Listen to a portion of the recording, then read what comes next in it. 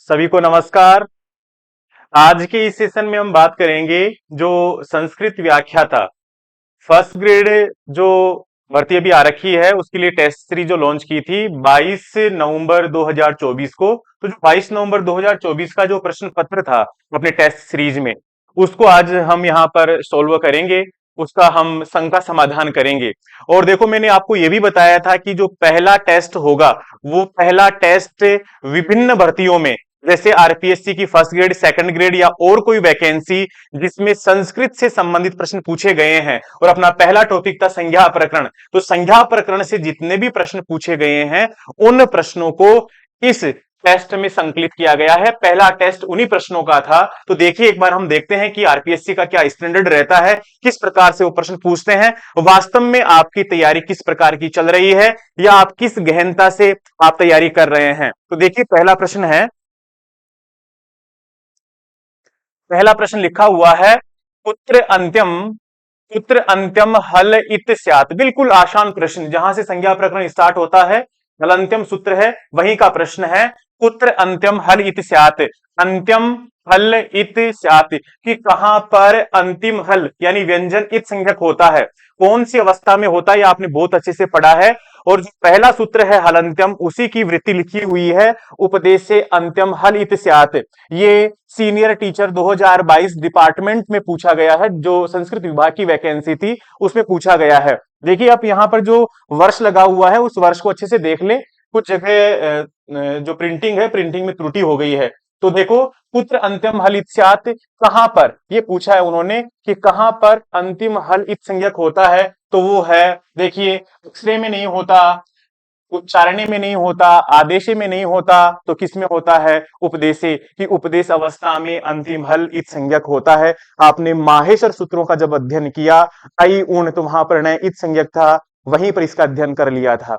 देखिए, आगे प्रश्न पूछा है, तस्य लोपः इत्यत्र, तस्य इति तस्य लोपः, यहां पर तस्य पद का अर्थ पूछना चाह रहे हैं कि तस्य पद का क्या अर्थ है। तो ये भी आपने जब यहाँ अपने संज्ञा प्रकरण की क्लास पढ़ी थी, वहां अच्छे से समझ लिया था कि जहां जहां आप लोप संज्ञक, सॉरी, इत संज्ञक सूत्र लेकर के आएंगे, वहां पर तस्य लोप सूत्र प्रवृत्त होगा। और यहां पर तस्य का अर्थ है उस इत का लोप होगा। तो इस से पद का क्या अर्थ हुआ, इत। क्या अर्थ हुआ, इतः। देखिए, फिर आगे कुछ सारे ऑप्शन चेक करने हैं, हो सकता है कि कोई दूसरा आंसर हो। तो देखिए, अतः नहीं हो सकता, कुतः नहीं होगा, अतः नहीं होगा, तो अपना उत्तर क्या है, इतः है। ठीक है। आगे देखिए, तालवादीसु सभागेशु स्थानेषु अधोभागे। मैंने आपको कहा था कि यहां पर विशेष ध्यान रखना है। यहां पर अधोभागे की जगह ऊर्ध्व भागे भी आ जाता है।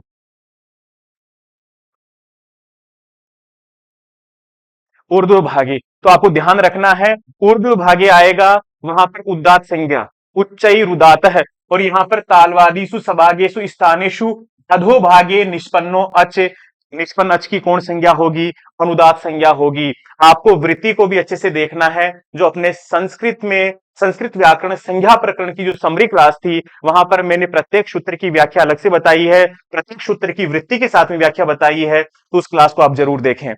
ठीक है। तो यहां पर जो अधो भाग से, नीचे वाले भाग से उत्पन्न होता है, उस वर्ण को हम क्या कहते हैं, उसे हम अनुदात संज्ञक कहते हैं। क्लियर है। आगे देखिए, अधोलिखितेषु कस्मिन् पदे संहिता संज्ञा विद्यते। संहिता संज्ञा, सह सन्निकर सह संहिता, वर्णानाम अतिशहितः सन्निधि संहिता संज्ञा स्यात्। कि वर्णों की अत्यधिक निकटता, सामीप्यता को हम क्या कहते हैं, संधि कहते हैं, संहिता कहते हैं। देखिए, यहाँ पर जो संहिता है, संहिता पद का अर्थ है कि कहां पर संधि पद है। तो देखिए, यहाँ पर रमेश है, रमाधन ईश है, यहाँ पर रमेश पद बना है, ये क्या है, संहिता संज्ञक है। आपको अच्छे से सूत्रों को पढ़ना है, पढ़ने के बाद में पूरे ध्यान से आप उन सूत्रों का, उन नियमों को यहां पर इंप्लीमेंट करना है। क्लियर है। आगे चलिए,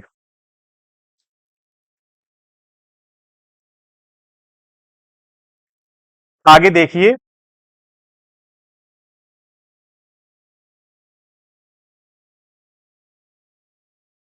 इसको आप 2022 कर लीजिए। आगे है ओकारस्य उच्चारण स्थानम अस्ति, कि ओ का उच्चारण स्थान क्या है। तो आपने उच्चारण स्थानों में पढ़ा ओ दो तो कंठोस्तम, क्या पढ़ा, ओ दो तो कंठोस्तम। तो ओ और औ दोनों का उच्चारण स्थान क्या है, ओ दो तो कंठ और औस्त। तो ऑप्शन है अपने पास में सी, कंठोस्तम। यहाँ पर कंठ तालु, ए दे तो कंठ तालु मूर्धोस्त होता नहीं है, और दंतोस्त वकार से दंतोस्तम, ऐसा सूत्र आपने पढ़ा, ऐसा वाक्यांश आपने पढ़ा। तो इसका सही उत्तर क्या होगा, कंठोस्तम। ठीक है, आगे देखिए, तुल्यास्य प्रयत्नम स्वर्णम जो सूत्र है, इस सूत्र के लिए कह रहे हैं कि इत्यत्र तुल्यास्य प्रयत्नम इत्यस्य को अर्थ है। यहां पर जो तुल्यास्य प्रयत्नम, इसका क्या अर्थ है, और इसका अर्थ मैंने आपको बहुत अच्छे से बताया था कि जो यहां पर तुल्य पद है, ये तुल्य पद का अर्थ है समानता, और आस्य का मतलब है उच्चारण स्थान, तालु आदि उच्चारण स्थान, और जो प्रयत्न है, इस प्रयत्न से हम क्या लेंगे, केवल आभ्यंतर प्रयत्न लेंगे। तो देखिए हम ढूंढेंगे कि तुल्य होना चाहिए क्या, तालवादी स्थान और आभ्यंतर प्रयत्न, वही इसका अर्थ है। देखिए पहले ऑप्शन में देखिए, तालवादी स्थानम बाह्य प्रयत्न, ये नहीं हो सकता, क्योंकि प्रयत्न का अर्थ क्या है, आभ्यंतर प्रयत्न है। फिर देखिए, तालवादी स्थानम बाह्य आभ्यंतर दोनों है, तो ये भी नहीं है। फिर आगे देखिए, तालवादी स्थानम आभ्यंतर प्रयत्नश्च इत्येतद्वयम् यस्य यन तुल्यम, तो आंसर सही यही है। क्लियर है, आप ये इसकी जो वृत्ति है, वृत्ति को ही उन्होंने ऑप्शन में दे दिया, ये ऐसा का ऐसा लिखा हुआ है वहां पर। ठीक है, तो आप ध्यान रखेंगे जो सूत्र है, मूल सूत्र के साथ में आप उसकी वृत्ति को भी अच्छे से पढ़ेंगे।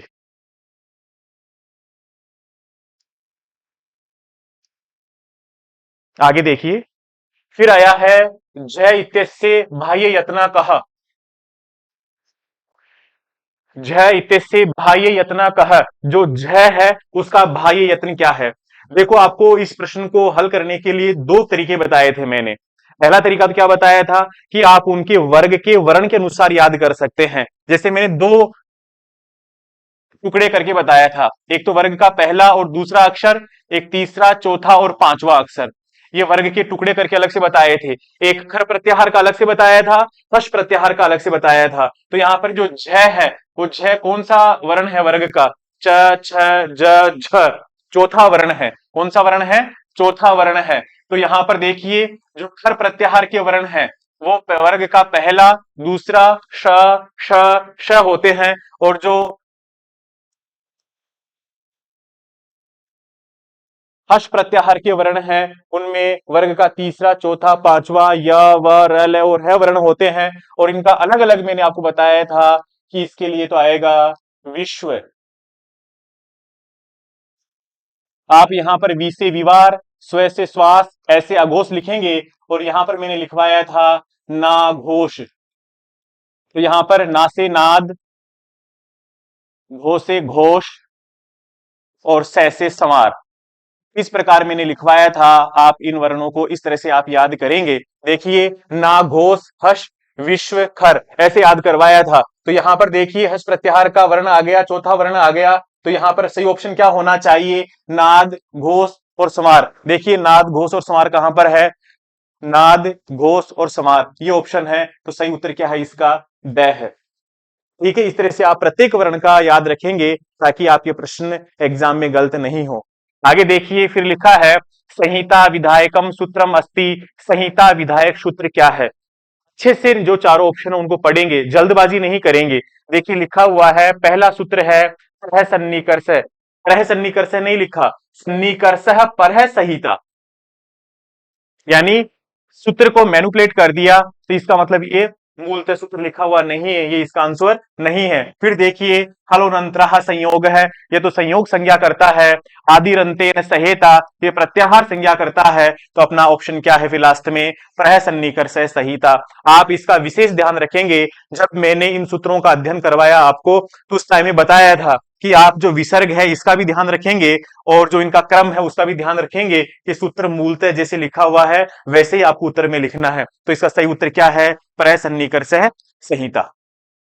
ठीक है, आगे देखिए, एसु इत संज्ञा विधायकम सूत्रम नास्ति, इत संज्ञा के लिए आपको 6 सूत्र बताए और एक वार्तिक बताई। तो आपको बताना है कि कौन सा इत संज्ञा विधायकम सूत्रम न अस्ति, इसका ध्यान रखना है। कई बार हम जल्दबाजी में क्या करते हैं, नास्ति नहीं पढ़ करके अस्ति पढ़ लेते हैं और पहला ही ऑप्शन में लगा देते हैं कि ये तो इत संज्ञा वाला सूत्र है, बाकी ऑप्शन पढ़ते ही नहीं है।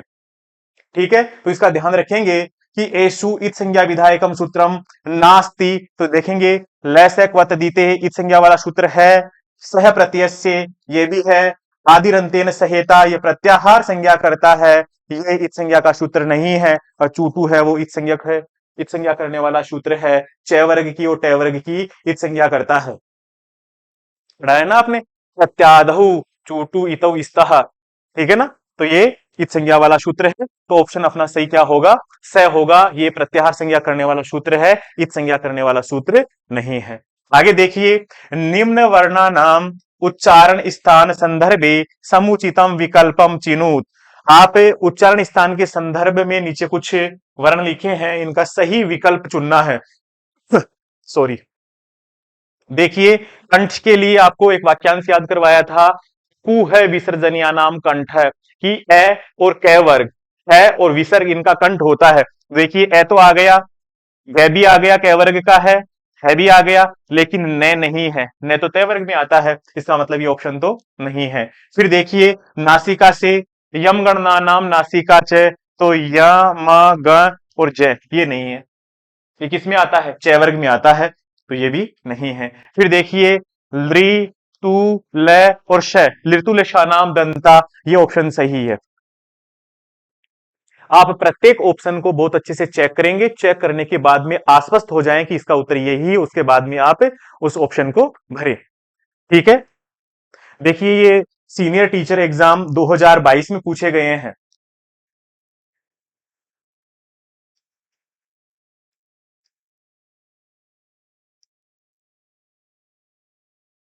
देखिए अगला प्रश्न है, तालवादीसु सभागेसु स्थानेषु ऊर्ध्व भागे। मैंने इस की पॉइंट को बहुत अच्छे से याद करवाया है, आप ध्यान रखेंगे।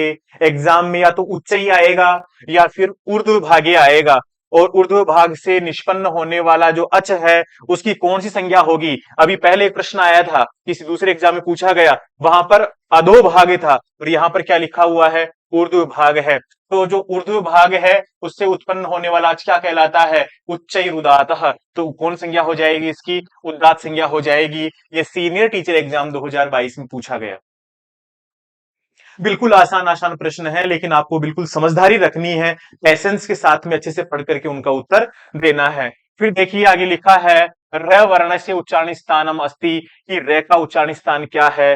पहला आपने वाक्यांश पढ़ा, वहां पर अकु है विसर्जनिया नाम कंठ है, इचु ये सा नाम तालु, रिटु रे शाणाम मूर्धा, री ए वर्ग र और श, इनका उच्चारण स्थान क्या होता है, मूर्धा होता है। तो यहां पर इसका सही ऑप्शन क्या होगा, ऋतु रेशाना मूर्धा, क्योंकि यहां पर तो अकु है, विसर्जनीय नाम कंठ है, इसमें है नहीं। इचुसा नाम तालु, इसमें भी नहीं है, और उपगमनिया नाम औस्तव, इसमें भी रह नहीं है। तो सही उत्तर क्या होगा, मूर्धा होगा। क्लियर है, आगे देखिए। देखिए ये सीनियर टीचर एग्जाम 2018 संस्कृत विभाग डिपार्टमेंट जो लिखा हुआ है वो संस्कृत विभाग, संस्कृत डिपार्टमेंट की बात है, उस विभाग का पेपर था, ये सीनियर टीचर एग्जाम का था। तो देखिए प्रश्न पूछा गया, अधोक्तम मित संज्ञा विधायकम सूत्रम अस्ति। अधोक्तम मित, यहां इसका पदच्छेद करेंगे तो लिखा हुआ है इत संज्ञा। अधोक्तम इत संज्ञा विधायकम सूत्रम अस्ति की नीचे लिखे हुए हैं, उनमें इत संज्ञा करने वाला सूत्र कौन सा है। तो देखो हलंत्यम क्या करता है, इत संज्ञा करता है। आदिरंतेन संहिता क्या करता है, प्रत्याहार संज्ञा करता है। क्या करता है, प्रत्याहार संज्ञा। सन्निकर्ष संहिता, संहिता संज्ञा करता है। एतानी सर्वाणी नहीं आएगा, ठीक है ना। सही उत्तर क्या हो जाएगा इसमें, हलंत्यम। आगे देखिए, तस्य लोप है इत्येतर से इति पदेन कस्य बोधो भवति। ये प्रश्न कई बार पूछा गया है, आप इसको विशेष संज्ञान में रखेंगे, ध्यान में रखेंगे। ये सीनियर टीचर एग्जाम 2018 संस्कृत विभाग में पूछा गया फिर से। और तस्य लोप है, इसका तस्य पद है, इसका क्या अर्थ है, इससे किसका बोध होगा। तो आपको बता रखा है कि जहां जहां इत संज्ञा होगी वहां वहां पर तस्य लोप है से उस इत संज्ञक वर्ण का लोप होगा। तो वहां पर तस्य पद का अर्थ है उस इत का। तो देखिए, ए दर्शन से नहीं, इत संज्ञक से हाँ, उस इत संज्ञक का लोप होगा। संयोग से नहीं, व्यंजन से नहीं। ठीक है, इस प्रकार से आप ध्यान रखेंगे। आगे देखिए, जो आपने उच्चारण स्थानों के 11 वाक्यांश याद किए हैं, उनको अगर आपने अच्छे से याद कर रखा है तो वहां पर रिक्त स्थान से संबंधित भी प्रश्न पूछे जाते हैं, तो आपका प्रश्न बिल्कुल सही चला जाएगा। कुह विसर्जनिया नाम कंठ, तो सही उत्तर क्या होगा इसका? कंठ दिया हुआ है। इति रिक्त स्थानम पूर्तिम कुरुत। ठीक है, आगे देखिए, तालवादी सुसभागे ऊर्ध्व भागे, ये प्रश्न वापस से कहा पूछा गया? सीनियर टीचर एग्जाम 2018 डिपार्टमेंट में पूछा गया। बार बार प्रश्न रिपीट होकर के आ रहे हैं, गिने चुने प्रश्न हैं, उनका आप विशेष ध्यान रखेंगे।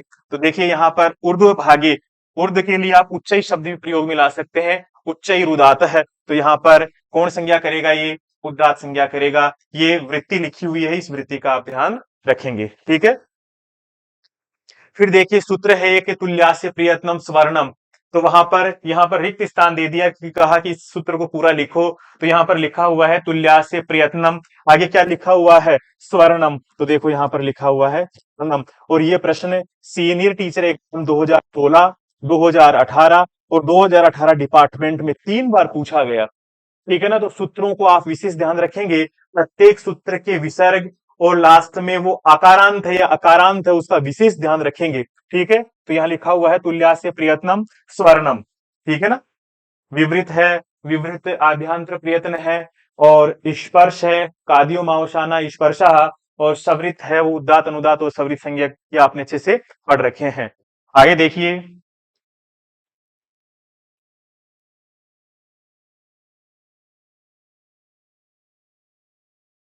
ये वाला प्रश्न है, इस पर भी आपने संज्ञा प्रकरण पढ़ते समय बहुत अच्छे से इस पर विचार किया था, इसका जिक्र आया था। मैंने कहा था कि आपको ध्यान रखना है, तस्य लोप है अदर्शनम लोप है, दोनों सूत्र आएंगे जहां लोप का प्रसंग आएगा।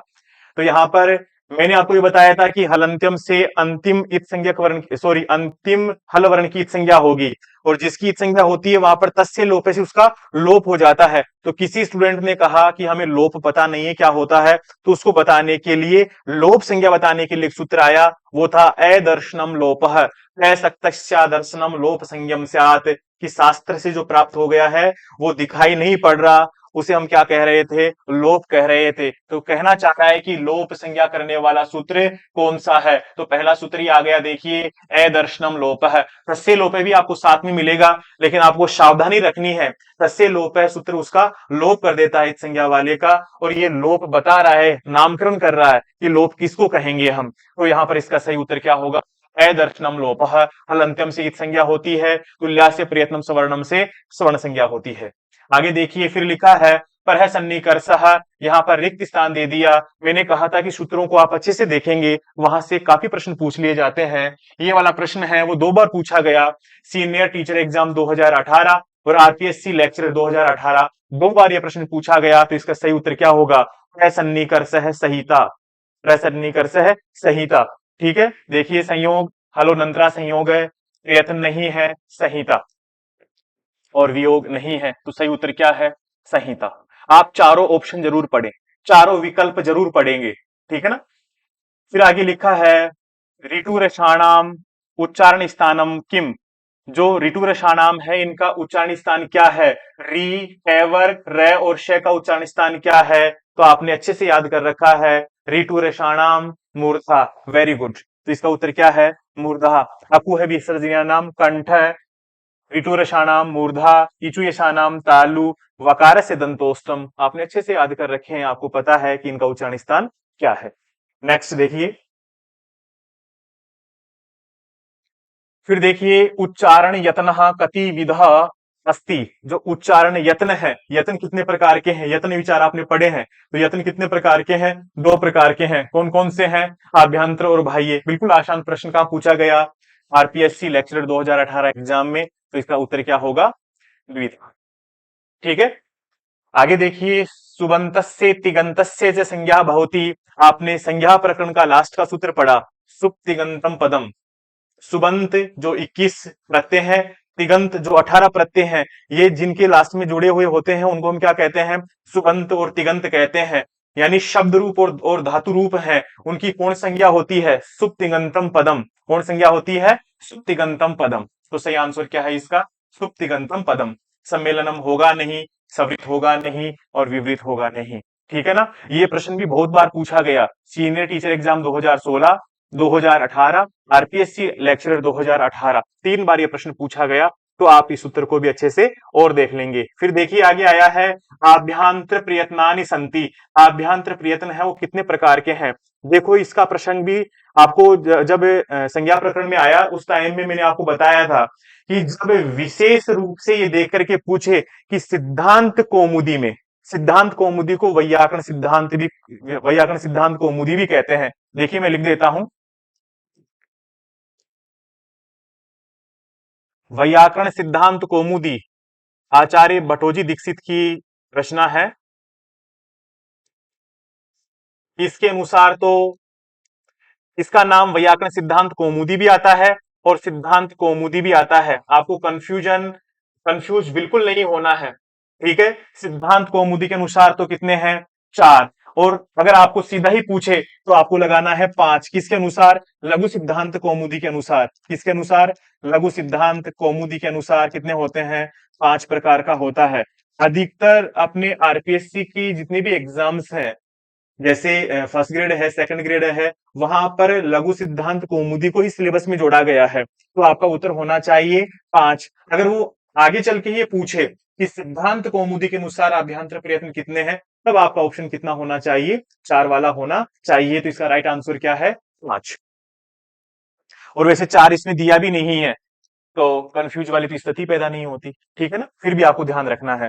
आगे देखिए, वकारस्य उच्चारण स्थानम अस्ति, कि वकार का उच्चारण स्थान क्या है। तो आपको पता है, वकारस्य दंतोस्तम, वकारस्य दंतोस्तम इसका राइट आंसर है। ये senior teacher exam 2018, RPSC lecturer exam 2022 में ये 2 बार पूछा गया। तो आप उच्चारण स्थान है उनको भी अच्छे से पढ़े, ठीक है। आगे देखिए, मैंने आपको कहा था उच्चई शब्द या निचयी शब्द आए तो आपको ध्यान रखना है, उच्चई रुदात है, निचयी अनुदात है, समाहार है सवृत, ठीक है ना। आपको अच्छे से याद करवाया था। तो देखिए यहां पर आया है, उच्चई इति का संज्ञा वर्तते। ये सीनियर टीचर एग्जाम 2018 में पूछा गया। उच्चई रुदात, उच्चई रुदात आया ना। या तो ऊर्ध्व भागे आए या फिर उच्चई आए, तो वहां पर कौन संज्ञा करनी है आपको, उदात्त संज्ञा करनी है। उच्चारणम आएगा नहीं, नदी आएगा नहीं, संज्ञा यहां पर है नहीं, ठीक है ना। आगे देखिए, वर्णानाम उच्चारण स्थानाम च सुमेलनम कृत्वा समीचीनम समूहम चिनुत। उच्चारण स्थान है ना, उनको और इन वर्णों को मिलाना है। तो आप मुझे बताइए, व वकार से दंतोस्तम क्या आएगा, वकार से दंतोस्तम। ल लृतुलशानाम दंतः। औष्ठ किनका होता है, उपध्वनियानाम औस्तौ।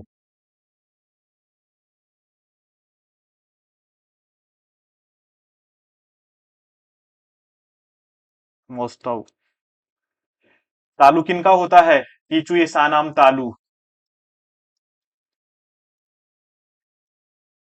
इस तरह से आप इनका उत्तर देंगे, ठीक है ना। नेक्स्ट देखिए आप,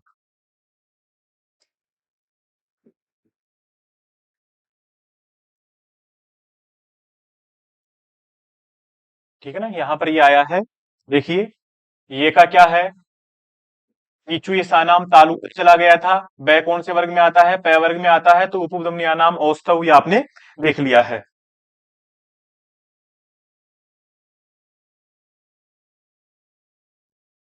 देखिए प्रश्न आया है आपके सीनियर टीचर एग्जाम 2016 का, कि अजभीर व्यवविता हलह संति। ये आपने जब संज्ञा प्रकरण के सूत्रों की वृत्ति पढ़ी तो वहां पर वृत्ति को सीधे ही देकर के पूछा गया है कि अचों के व्यवधान से रहित हल वर्णों की कौन संज्ञा होती है। और आपने हलोनंतरा संयोग है इस सूत्र को अच्छे से पढ़ा कि अचों का व्यवधान जहां नहीं होता है, ऐसे जो हल वर्ण है, ऐसे हल वर्णों को हम क्या कहेंगे, संयोग संज्ञक कहेंगे। तो देखो सबसे पहले आ गया, क्या है, संयोग संज्ञक कहा, या फिर महाप्राण संज्ञक का नहीं, पद संज्ञक का सुप्तिगंतम पदम नहीं, स्वर्ण संज्ञक का तुल्यास्य प्रयत्नम स्वर्णम। तो फिर उत्तर क्या है अपना, संयोग संज्ञक, हलोनंतर संयोग है। क्लियर है। आगे देखिए, एषु इत संज्ञा विधायकम सूत्रम नास्ति। इत संज्ञा के लिए आपने 6 सूत्र और एक वार्तिक पढ़ी, तो आप बताइए मुझे इनमें कौन सा इत संज्ञा का सूत्र नहीं है। नास्ति, प्रश्न को अच्छे से पढ़ेंगे तो देखिए, आदि री टू डवह, धातु के आदि में ही टू और डू होता है तो इत संज्ञा होती है, ये तो इत संज्ञा वाला सूत्र है। लय सैक व तदीते, ये कहता है कि तद्धित प्रत्ययों को छोड़ करके सभी प्रत्ययों के आदि में अगर लय से और कै वर्ग है तो वहां पर ये इत संज्ञा करता है, तो ये भी इत संज्ञक सूत्र है। उर्ण रप्रह सूत्र है, वो इत संज्ञा वाला नहीं है।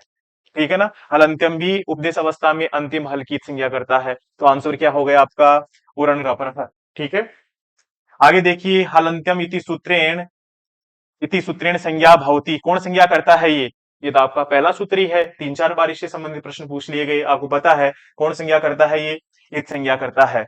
फिर लिखा है अधोलिखितेषु कस्मिन पदे संहिता संज्ञा प्रयुक्तः, नीचे लिखे हुए हैं इनमें कस्मिन पदे, कौन से पद में संहिता संज्ञा वाला शब्द प्रयुक्त हुआ है। संहिता का अर्थ संधि है, तो संधि वाला पद आपको बताना है, तो यहाँ पर उपेंद्र है, यहाँ पर गुण संधि है। ठीक है ना। रामस्य कमलम अचलम, ये आंसर नहीं है।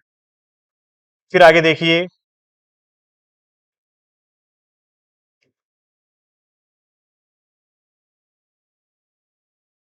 आगे प्रश्न है निम्नलिखितेषु वर्णेषु ईसद स्पृष्टः वर्णः चेतव्यः। जब आपने आभ्यंतर प्रयत्न पढ़े तो प्रत्येक वर्ण का आपने अलग अलग आभ्यंतर प्रयत्न पढ़ा, तो सबसे पहले आपने क्या पढ़ा, स्पृष्ट पढ़ा, और आपने स्पृष्ट में क्या पढ़ा, स्पर्श वर्ण पढ़े, यानी कैसे लेकर के मैं तक के अक्षर पढ़े आपने। ठीक है ना। उसके बाद में आपने क्या पढ़ा, ईसद स्पृष्ट पढ़ा, क्या पढ़ा, ईसद स्पृष्ट। और ईसद स्पृष्ट में आपने क्या पढ़ा था, अंतस्थ। अब यहां आपको क्या बताना है, अंतस्थ वर्ण बताने हैं, तो अंतस्थ वर्ण कहाँ लिखे हुए हैं, देखिए क ख ग घ, ये तो स्पर्श में आ गया, ये नहीं है। उसके बाद में देखिए ए ई उ, ये स्वर है, ये भी नहीं है। श श स है, तो ये तो ऊष्म वर्ण है, ये भी नहीं है। तो य र ल व, ये अपना अंतस्थ है, यण अंतस्थ है, ऐसा आपने पढ़ा, तो इसका उत्तर क्या होगा, इस पृष्ठ के वर्ण कौन से हैं, अंतस्थ है, य र ल और व। क्लियर है। आगे आइए, फिर देखिए स्वर्ण संज्ञा होती है, स्वर्ण संज्ञा किनकी होती है, आपने पढ़ रखा है, तुल्यास्य प्रयत्नम स्वर्णम, तो देखिए सूत्र का ही पाठ दे दिया यहां पर, तुल्यास्य प्रयतनयोः, तुल्यास्य प्रयतनयोः, ये इसका सही आंसर है। आगे देखिए, विसर्ग से उच्चारण स्थानम अस्ति, विसर्ग का उच्चारण स्थान क्या है, अकु है विसर्जनिया नाम कंठ। अगर विसर्ग को किसी शब्द पर आश्रित करके पूछे, जैसे हरि ही, तो यहां आपको ध्यान रखना है, ये विसर्ग किस पर आश्रित है, अभी ई पर आश्रित है, तो यहाँ पर ई का उच्चारण स्थान है, वही इसका उच्चारण स्थान हो जाएगा। ई का उच्चारण स्थान क्या है, इचुए नाम तालु, तो यहाँ पर इस हरि ही शब्द में जो विसर्ग है, इसका उच्चारण स्थान क्या है, तालु है। ठीक है ना। लेकिन अगर सीधा ही पूछे कि विसर्ग का उच्चारण स्थान क्या है, तो इसका उच्चारण स्थान है कंठ, ये आपने संज्ञा प्रकरण में बहुत अच्छे से पढ़ रखा है। फिर देखिए, संस्कृत वर्णमाला यहाँ उच्चारण स्थानानि वर्तन्ते, संस्कृत वर्णमाला के उच्चारण स्थान कितने हैं, तो उच्चारण स्थान कितने हैं, 7। ठीक है ना। अगर पाणिनीय शिक्षा के अनुसार और पूछे तो वहां पर एक हेड और हो जाता है, कौन सा, पुरुष। ऐसे करके पाणिनीय शिक्षा में कितने हैं, 8 है, अन्यथा आपको 7 ही आंसर बताना है। लास्ट का प्रश्न देखिए, वो है संयोग संज्ञा भविष्यति, की संयोग संज्ञा होती है, किनकी होती है संयोग संज्ञा, हलोनंतरा संयोग है, कि अचों के व्यवधान से हल वर्णों की, हल वर्णों के बीच में अगर अच नहीं हो तो वहां पर क्या होता है, संयोग होता है। यानी ये कह सकते हैं कि दो या दो से अधिक व्यंजन वर्णों के बीच में अगर स्वर नहीं है तो वहां पर क्या होगा, संयोग होगा, संयोग संज्ञक वर्ण रहेंगे। तो देखिए, द्वयो स्वरयो मध्य, नहीं, दो स्वरों के बीच में स्वर तो होने नहीं चाहिए। फिर है द्वयो व्यंजनयो मध्य, हाँ, दो व्यंजनों के बीच में क्या होती है, संयोग संज्ञा होती है। फिर लिखा है द्वयो वाक्यो, नहीं, द्वयो पादियो, नहीं, तो सही आंसर क्या है, द्वयो व्यंजनयो मध्य। ठीक है, तो इस प्रकार से आपके लगभग ये 32-33 प्रश्न थे जो आपने, जो पहला प्रश्न पत्र था उसमें आपने हल किए। और उम्मीद करता हूं कि आपने अपनी तैयारी को अच्छे से जांच लिया होगा। जहां जहां आपकी त्रुटियां हो रही हैं वहां वहां आप वापस एक बार संज्ञा प्रकरण को पढ़ेंगे और जो आज वाला टेस्ट है उसको पूरे मनोयोग से देंगे। और पूरे 5 टेस्ट होने के बाद में मैं आपसे बिल्कुल वादा करता हूं कि आपका एक भी प्रश्न संज्ञा प्रकरण से गलत नहीं जाएगा। आप इसी तरह से अभ्यास करते रहे, इसी प्रकार से रिवीजन करते रहे। धन्यवाद।